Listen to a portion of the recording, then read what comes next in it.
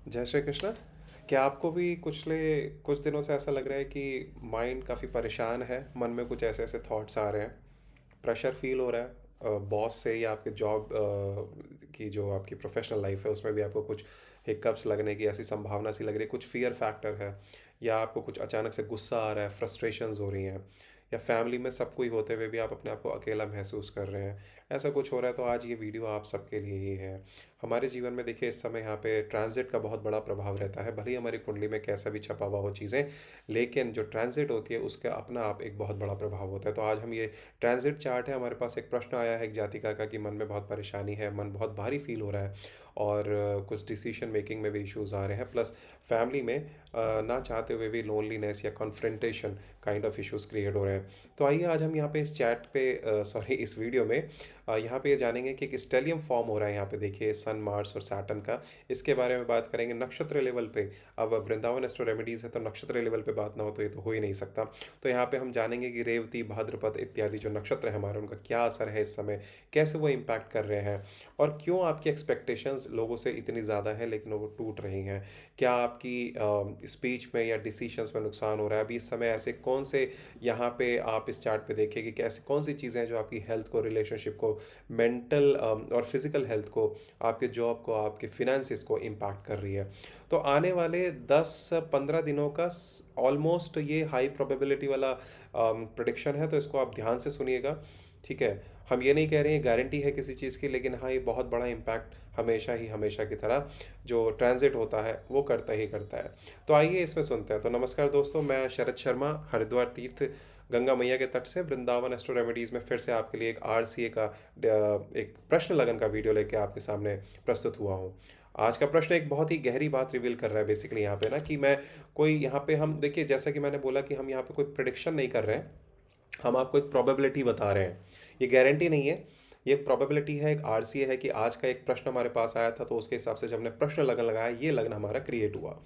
अब खास बात यह है कि यहाँ पे हम देख रहे हैं कि 2 नंबर हमारी राशि लग्न में आ रही है, जिसका मतलब यह है कि जो वृषभ लग्न है उसके स्वामी वीनस हुए। वीनस हम यहाँ स्वयं देख सकते हैं, वीनस यहाँ पे इसके बैठे हैं 12वें भाव में, जो कि अगेन एक दुख स्थान है, लॉस है, काफ़ी सारी चीज़ें इससे एसोसिएटेड हैं 12वें भाव से।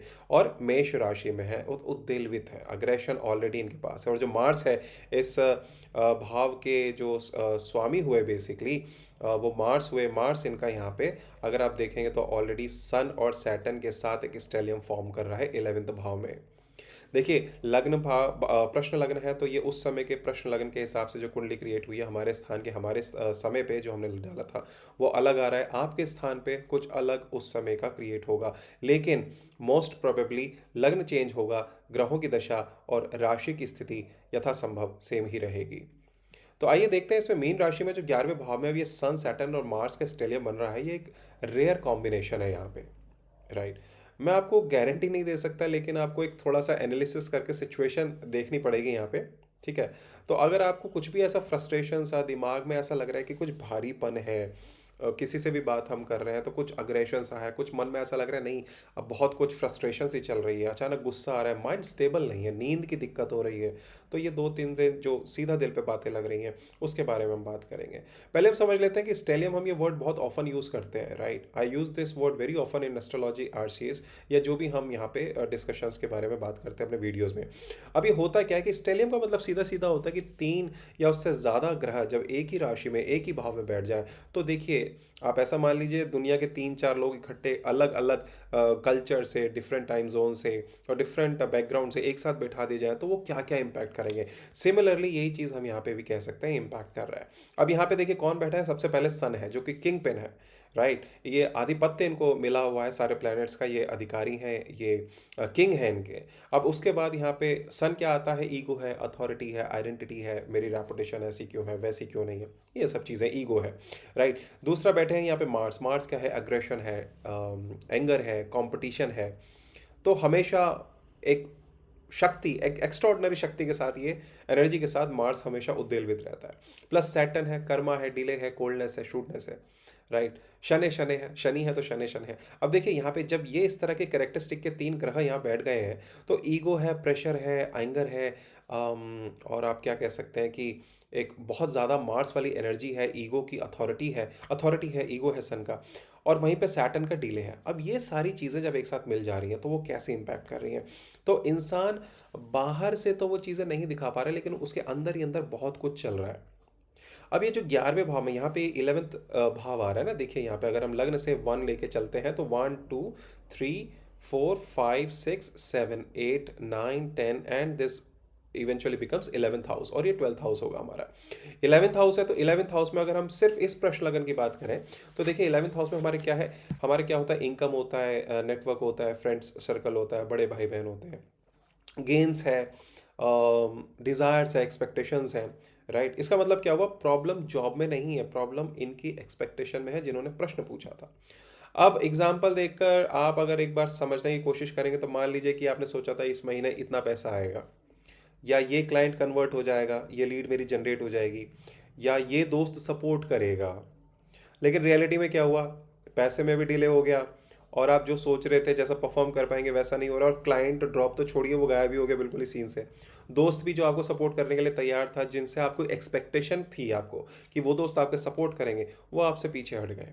ऐसे भाई बहन दोस्त रिलेटिव कह सकते हैं। तो उस समय से क्या हो रहा है, आपका फ्रस्ट्रेशन आ रहा है। फ्रस्ट्रेशन क्या है, बेसिकली ये एक्सपेक्टेशन वर्सेस रियलिटी मैच का फ्रस्ट्रेशन है।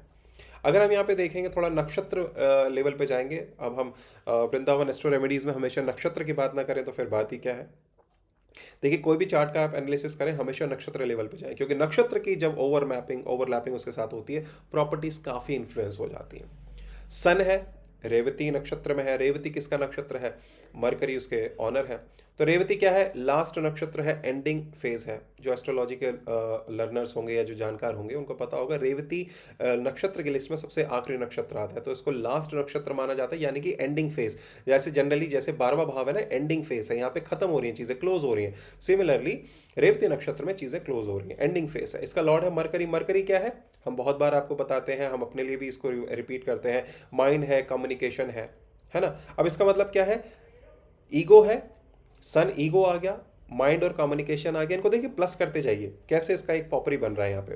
तो क्लैरिटी कम है, कंफ्यूजन ज्यादा है, क्योंकि माइंड है, रेवती नक्षत्र है, एंडिंग फेज है, ईगो बना हुआ है सन की वजह से।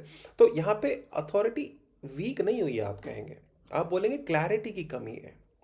अब क्लैरिटी की कमी से क्या हो सकता है कि आप सही डिसीजन ले सकते थे, लेकिन आपने डिले किया क्योंकि सैटर्न का प्रभाव है, ओवरथिंक किया और अपॉर्चुनिटी स्लिप हो गई। आते हैं सैटर्न पे। सैटर्न यहाँ पे अगेन मीन भाव में उत्तर भाद्रपद नक्षत्र में बैठे हैं। ये बहुत ही डीप कार्मिक नक्षत्र है अपने आप में। अगर आप इसके बारे में और गूगल करेंगे, यूट्यूब पे जाएंगे, तो आप पाएंगे कि उत्तर भाद्रपद और साथ में सैटर्न, तो कहीं ना कहीं कार्मिक रिलेशन बड़ा डीप हो गया है यहाँ पे। ये आपको बाहर से नहीं, ये आपको अंदर से टेस्ट करता है। आप उद्वेल भी रहते हैं, परेशान रहते हैं, बहुत तरह की चीज़ें आपके मन में चलती रहती हैं, अकेलापन है, हैवीनेस है, डिप्रेशन है। ऐसे लोग जनरली, जिनके सोचे परमानेंट ये चीज़ें मैप रहती हैं, वो कैसे फील करते होंगे। राइट, यहाँ पे तो केवल एक ये सर्टेन पीरियड के लिए है, लेकिन जिन लोगों के चार्ट में ये चीज़ें परमानेंट रहती हैं, वो कैसा फील करते होंगे। तो ये वो समय है जब सब होते हुए भी यह इंसान फैमिली में है, फ्रेंड्स में है, अपने प्रोफेशनल लाइफ में सब ठीक ठाक सही चल रहा है, फिर भी काफ़ी अकेला फील कर रहा है। इसके साथ ही यहाँ पे हम देख रहे हैं कि जो मार्स है वो शनि और सूर्य के साथ बैठे हैं, और ये पूर्व भाद्रपद नक्षत्र में बैठे हैं। ये एक एक्सट्रीम नक्षत्र है पूर्व भाद्रपद। या तो एकदम से आप मान लीजिए, या तो बहुत हाई चला जाएगा और एकदम से लो चला जाएगा। तो इम्पल्सिव नेचर है इसका, सडन एंगर है, क्योंकि वो मार्स से एसोसिएटेड है। तो मार्स क्या है, एंगर है, अग्रेशन है, कंपटीशन है। या तो बहुत ज़्यादा हो जाएगा या तो बिल्कुल दब जाएगा। तो ये इम्पल्सिव रिएक्शंस हैं इसके। तो रिएक्शन कंट्रोल नहीं हो रहा है, और यहाँ पे बाद में हमेशा देखिए कोई भी गलत काम हमसे हो जाए, या वाणी से, बुद्धि से, मन से या शरीर से, तो हम हमेशा रिग्रेट ही करते हैं उसके बाद। तो यहाँ पे क्या चल रहा है ना कि एक सेकंड, एक बार का आप देखिए, यहाँ पे डिपॉजिटर गेम चल रहा है। अब सबसे इंपॉर्टेंट हिडन पॉइंट क्या है कि मीन राशि के जो स्वामी है जुपिटर, वो स्वयं कहाँ बैठे हैं इस चार्ट में। जो इससे प्रश्न लगन का चार्ट है, वो बैठे हैं दूसरे नंबर भाव में, क्योंकि लग्न से ये दूसरा घर होता है, दूसरे भाव में, तीसरी राशि में, यानी कि जेमिनी, यानी कि मिथुन, यानी कि बुध। बुध इसके स्वामी हुए। बुध कहाँ बैठे हैं, राहु के साथ 10वें भाव में 11वीं राशि में, which is fine, we will stick to Jupiter only. तो अब जुपिटर यहाँ पे सेकंड हाउस मिथुन में बैठे हैं। अब देखिए रूट कॉज एक और यहाँ पे आएगा, इसका मतलब यह है कि आपकी सारी प्रॉब्लम जा रही हैं, जो यहाँ पे इम्पैक्ट हो रहा है ना कहीं वो कहाँ आ रही हैं, आपको हिट कर रही हैं आपके सेकंड भाव में। अब सेकंड भाव क्या है? पैसा है, फैमिली है, स्पीच है, कुटुंब है ना, ये सब चीज़ें आपकी आती हैं। तो इसमें प्रॉब्लम बाहर नहीं है, आपकी प्रॉब्लम आपके बोलने के तरीके में हो रही है, क्योंकि वाणी है, खान पान है, आपका कुटुंब है यहाँ पे। तो इसका जो इम्पैक्ट है ना, ये वाला मीन राशि के अंदर जो स्टेलियम बन गया है सन मार्स और सैटर्न का, this is basically somehow impacting your second भाव, सेकंड हाउस, पैसा, family, your savings, your speech, आपका खान पान, आपका कुटुंब। अब यहाँ पे एक एग्जाम्पल है, जैसे गलत टोन आपकी यहाँ पे इस वजह से आ रही है, लेकिन इम्पैक्ट उसका यहाँ हो रहा है। गलत टोन है, गलत वर्ड्स आप यूज़ कर रहे हैं, डील कैंसिल हो गई, गलत कोई डिसीजन ले लिया, राइट, तो पैसा अटक गया, कुछ तो भी ऐसा जिसकी वजह से आप इंटरनली बहुत अजीब से हो रहे हैं, इस समय आपका मन बड़ा व्यथित है, दिमाग फिकल हो रहा है, लेकिन जनरल इवेंचुअली वो हिट यहाँ कर रहा है, क्योंकि इसके जो मीन के राशि स्वामी हुए वो गुरु महाराज हुए, और वो यहाँ पे सेकंड भाव में मिथुन राशि में बैठे हैं। अब देखिए एक और चीज यहाँ पे समझते हैं हम, कि यहाँ पे सन, सैटर्न, मार्स, ये तीन बैठे हैं। सन ईगो हो गया, सैटर्न दबाव, डिले, प्रेशर हो गया, मार्स आपका एक्शन, एग्रेशन हो गया। रिजल्ट है करना चाहते हो पर प्रेशर रोक रहा है और फ्रस्ट्रेशन बढ़ रही है, और वो कहाँ हिट हो रही है? आपके ईगो पे। ये बहुत ही डेंजरस अपने आप में ना कॉम्बिनेशन है, स्टेलियम जिसे बोलेंगे हम यहाँ पे वापस से। अब मन की बात ना हो तो ऐसा तो हो नहीं सकता, तो मन देखना है, क्योंकि सारी चीज़ें तो मन पे ही लौट के आ रही हैं। तो मन अगर हमें देखना है तो हमारा मन यहाँ पे इस समय बैठा है छठे भाव में, जो कि अगेन एक दुख स्थान माना जाता है। कॉन्फ्लिक्ट है, स्ट्रेस है, लीगल बैटल्स हैं, डिजीज़ है, इस सब का स्थान ये माना जाता है, सर्विस का स्थान माना जाता है। तो यहाँ मून हमारा लिब्रा में, यानी कि 7वें नंबर राशि में बैठे हैं, जिसके स्वामी हुए वीनस, यानी कि शुक्र, जो इस समय 12वें स्थान में, जो अगेन दुख स्थान है, आइसोलेशन का स्थान है, जेल का स्थान है, संन्यास का स्थान है, विदेश का स्थान है। तो अगर हम यहाँ पे प्रॉब्लम देखें तो सिर्फ प्रॉब्लम इस एक चीज की नहीं है ना, सिर्फ एक स्टेलियम की नहीं है। This stellium is having a very significant impact on this chart और on everybody who is actually realizing such things.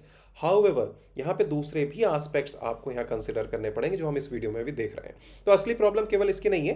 ये देखिए यहाँ पे माइंड फाइट मोड में परमानेंट है। मैं ये क्यों हो गया मेरे साथ, वो क्यों हो गया, मैं ऐसा कर सकता था, मैं उसको बचा क्यों नहीं पाया, उसने मेरे से ऐसे बात क्यों कर ली। तो हर छोटी बात जो आप इग्नोर कर सकते हैं, जो आप बाहर फेंक सकते हैं, अपनी बैंडविड्थ बचा सकते हैं, वो आपको इस समय हिट कर रही है, इरिटेट कर रही है, और वो इरिटेशन परमानेंट सी बनी हुई है। उसकी वजह से आपकी लाइफ में इस समय ऐसे इंसिडेंट्स हो रहे होंगे जो अनवांटेड है, अननेसेसरी है। अनवांटेड तो खैर कोई भी बुरा इंसिडेंस होता ही, हम कोई नहीं चाहेंगे, बट वो अननेसेसरी आर्ग्यूमेंट्स है। अचानक से आपके घर में कोई आ जाता है जो पता नहीं शायद आपसे कोई बहुत ज़्यादा लेना देना नहीं हो, पर अचानक से इसी समय आ जाएगा, उसके साथ आपकी कोई ऐसी आर्गुमेंट हो जाएगी। गाड़ी चलाते हुए हो सकता है आपकी किसी के साथ रोड रेज हो जाए, या आपके किसी बड़े भाई बहन या कुटुंब में या फैमिली में, ऑफिस में बॉस के साथ या अपने कलीग्स के साथ, ऐसा कुछ तो भी अननेसेसरी आर्ग्यूमेंट्स होने के काफ़ी चांसेस हैं यहाँ पे। अब राहु क्या कर रहे हैं यहाँ पे? देखिए राहु यहाँ पे इनका कर्म क्षेत्र में बैठा हुआ था, जिनकी उस समय मैंने प्रश्न लगन लगाया है। तो ये आप अपने कुंडली पे या आप अपने ऐप पे खोलेंगे इस चीज़ को, तो ये सिर्फ सर्कल घूमेगा, ये चक्र घूमेगा, राशियां अभी सीमित स्थित यथासंभव वहीं के वहीं रहेंगी जहां इस समय दिखा रहा है। ठीक है। अब राहु बैठा है आपका 10वें भाव में, तो इनका जो भी प्रश्न लग्न वाला का जो जातिका थी, उनका हमने देखा तो करियर भाव में मरकरी और राहु आ रहा है। तो वो जो अपॉर्चुनिटी अभी अट्रैक्टिव लग रही थी ना, फ्यूचर में प्रॉब्लम दे सकती है। राहु है एम्पलीफायर, एम्पलीफिकेशन कर रहा है, एम्पलीफायर का काम कर रहा है, भ्रमित कर रहा है उनको। साथ में उनकी बुद्धि भी वहीं बैठी हुई राहु के साथ मरकरी है ना, तो वैसे ही भ्रमित है वो। ये भी ट्रांजिशन होगा मरकरी का भी आने वाले दिनों में, तो ये ट्रांजिट हो जाएगा, तो ये अगेन मीन राशि में पहुंच जाएगा। तो ट्रांजिशन लाइफ में कहीं ना कहीं अप एंड डाउन जो आते रहते हैं ना, उसको इस पर्सपेक्टिव से भी देखना चाहिए। अब यहाँ पे क्या है, जॉब करने का मन है, रिस्क की डिटेक्शन है, शॉर्ट टर्म अट्रैक्शन है, क्योंकि राहु क्या करता है ना, बड़ा ऐसे हर गलत चीज की तरफ आपको अट्रैक्ट करेगा। जो समाज कहेगा नहीं रुको, वहां मत जाओ, ये अजीब है, ये नहीं करना चाहिए, पर आप कहेंगे नहीं मैं करूंगा। अब ये कई बार अपॉर्चुनिटी भी हो जाती है और कई बार बहुत बुरा डैमेज भी हो सकता है आपके लिए। अब ये देखिए अगले 10-15 दिन तक ना ये पीक फेस रहेगा। उनका अगला प्रश्न यही था या आपके मन में भी ये प्रश्न आ रहा होगा कि भैया कब तक चलेगा? तो देखिए कोई भी ग्रहों का ट्रांज़िशन होता है, सबसे लंबा राहु का, जुपिटर का और शनि का रहता है, केतु का। बाकी सब ट्रांज़िट करते रहते हैं। जैसे मून है हर 2 सवा 2 दिन में बदल जाता है। इसलिए हमने पहले भी वृंदावन एस्ट्रो रेमेडीज़ में आपको बताया होगा कि कभी भी आप बहुत ज़्यादा व्यथित फ़ील कर रहे हैं, कुछ आपको अप एंड डाउन लग रहा है, तो किसी से आर्गुमेंट मत करिए। ओम नमः शिवाय का जप करिए, सबसे बेस्ट है। ओम नमो भगवते वासुदेवाय का जप करिए। अब जैसे इस समय अगर हम बताएँ तो ये जो स्टेलियम बन रहा है, इस समय आप हनुमान जी का हनुमान चालीसा का पाठ करिए, सुंदरकांड का पाठ करिए, हनुमान जी को जाइए चोला चढ़ा के आइए, गुड़ और चने का आप भोग लगाइए, है ना? हनुमान जी की वैसे भी सेवा करती रहनी चाहिए। शनि के, राहु के बहुत सारे इंपैक्ट होते हैं। शिवलिंग पे आप जल चढ़ाइए। तो इस तरह की चीज़ें करने से आपके जो इस समय का ये एक स्टेलियम बन रहा है, या जो मून की वजह से फिकल माइंडेड आप इस समय हो रहे हैं, ये सब चीज़ें बहुत बहुत आपको आराम देंगी। तो ठीक है, इसके लिए हम आपको यहाँ पे इसके साथ ही हम यहाँ पे ब्रेक लेते हैं, इसको विराम देते हैं। आप भी अगर आपकी लाइफ में ऐसा कुछ चल रहा है तो उस पे ध्यान दीजिए, परेशान मत होइए। अपने वाणी पे थोड़ा-सा कंट्रोल रखिए, क्योंकि वो वाणी के शब्द एप्रोप्रिएट नहीं होंगे। इवेंचुअली आप ना चाहते हुए भी किसी को स्कोल्ड कर सकते हैं, हाई पिच में बात कर सकते हैं, which can eventually pinch somebody else. वो आपकी फैमिली हो सकती है, आपके प्रोफ़ेशन में लोग हो सकते हैं, आपके ऑफ़िस में आपके कलीग्स हो सकते हैं, आपके नेबर्स हो सकते हैं, it could be anybody. Right? So भगवान का नाम लेते रहिए। ओम नमः भगवते वासुदेवाय। ओम नमः शिवाय का जितना हो उतना जप करते रहिए। हनुमान जी को हनुमान चालीसा पाठ करिए। और शनि देवता के लिए आप चाहें तो शनिवार को पीपल के नीचे दीपक जला सकते हैं। शनि की शिला पे काले तिल और सरसों के तेल का अभिषेक भी कर सकते हैं। भैरव बाबा का आसपास मंदिर है तो उनकी जाके सेवा करिए और शिवलिंग पे जल चढ़ाइए। देखिए छोटे छोटे विटामिन कैप्सूल्स होते हैं, इससे आपकी बहुत सारी जो परेशानियां होती है ना, वो एक तरह से रिंग रोड जैसे होता है ना, शहर के बाहर बाहर निकाल देता है। वैसे आपकी बहुत सारी परेशानियां बाहर बाहर आपके जीवन से निकल जाती हैं, which you don't even realise. इसी के साथ हम यह विराम लेते हैं। वृंदावन एस्ट्रो रेमेडीज़ के साथ जुड़े रहने के लिए आपका बहुत बहुत धन्यवाद। आपके जो फीडबैक्स आ रहे हैं हम उसको इनकॉर्पोरेट करते हुए अपने प्रेजेंटेशन में, अपने स्पीकिंग में कुछ ना कुछ चीज़ें ऐड कर रहे हैं, मॉडिफाई कर रहे हैं, अपडेट कर रहे हैं। तो इसके लिए ऐसे अपडेट्स आप देते रहें हमारे यूट्यूब चैनल, और हमें अप्रिशिएट करें, शेयर करें, हमें सब्सक्राइब करें। और आप मेरे से कभी भी कंसल्टेशन के लिए आगे आ सकते हैं। व्हाट्सएप के ऊपर हमारा नंबर आपको मिलेगा स्टार्टिंग एंडिंग स्क्रीन पे। साथ ही आपको बेसिकली आप किसी भी कम्युनिकेशन चैनल के थ्रू हमसे कनेक्ट कर सकते हैं। इसी के साथ मैं आप सबसे विदा लेना चाहूँगा आज इस वीडियो में। बहुत बहुत धन्यवाद। जय श्री कृष्णा। ओम नमः पार्वती पते हर हर महादेव। जय जगन्नाथ, जय जगन्नाथ, जय जगन्नाथ।